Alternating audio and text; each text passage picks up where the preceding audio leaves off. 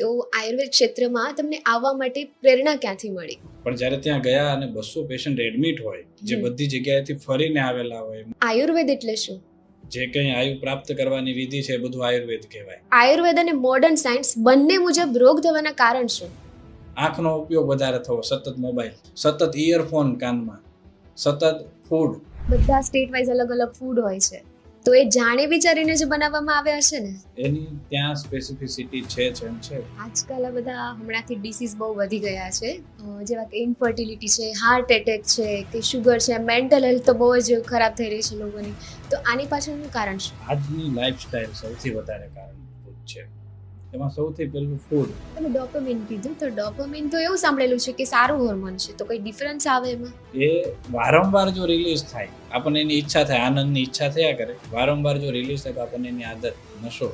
અત્યારે આપણે કોઈ બાળક કે કોઈ 15-17 વર્ષનું છે, એને કદાચ ડિપ્રેશન ને એન્ઝાયટી થયું હોય, તો પેરેન્ટ્સ ખુદ માનતા નથી એવું કે એવું કંઈ હોય નહીં આમ તેમ. તો એના માટે તમારું શું કહેવું? અને અત્યારે એન્ઝાયટીથી માંડી, ડિપ્રેશનથી માંડી, યુવા એજની અંદર ખૂબ આ રોગો વધી રહ્યા છે. આજકાલની જનરેશન યોગ ને બધા કરતા જીમ તરફ વધારે વળી છે, તો એ ફાયદાકારક કે?